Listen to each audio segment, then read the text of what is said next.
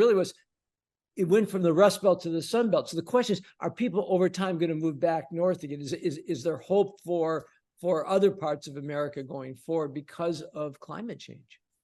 I agree with part of your thesis, to the extent it's related to flood risk, hurricane risk, tornadoes, weather, but less so when it comes to heat. I've been watching Dubai, Abu Dhabi, places that I consider too hot to live in, and yet they're still growing. People live there, but they do it under a roof, right? And they're still considered very livable cities because they have tunnels between shopping centers and office buildings and garages. So they've adapted, and I guess the lesson there is we will probably adapt to the heat. On the other hand, the flood risk, I don't see people moving out. They're still moving to Florida and Texas, by the way, despite all those risks. Yeah. And Florida is going to be half underwater by the end of the century for sure. I mean, the trends are just so clear. But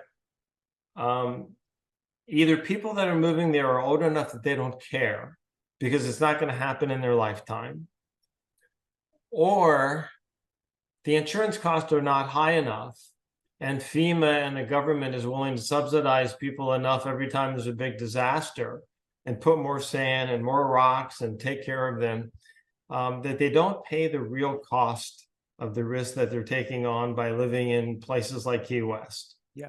So the trigger for me in your prediction will be when the insurance costs triple. I know they've probably doubled already, but when they triple from where they are now, and they're closer to where they should be, and you can't get the insurance unless you pay outrageous rates, then we're going to see a real migration because people are going to say, hey, this is too costly, and they're going to move more inland, and Florida will move more upstate, or people will move to other states. That'll be the trigger, and I think that will happen within 5 years, but it hasn't happened yet. Yeah, I think that I agree with you. I think insurance costs are definitely going to be the catalyst or the driver to a lot of these changes of movement.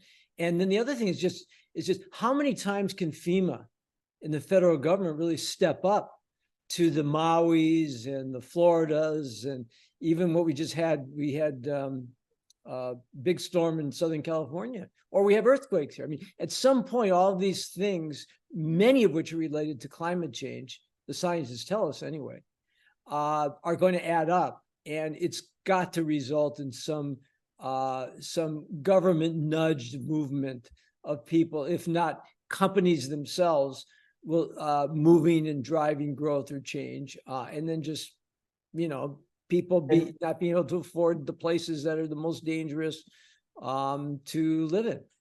And do you, as a taxpayer, want to subsidize somebody who's rebuilt 3 times? Right. Like Jimmy Johnson lives down there in the Keys, and his home is messed up, and he says, "Oh my gosh, I'm going to rebuild." And there's people that have rebuilt 3 times. Yeah. Yeah.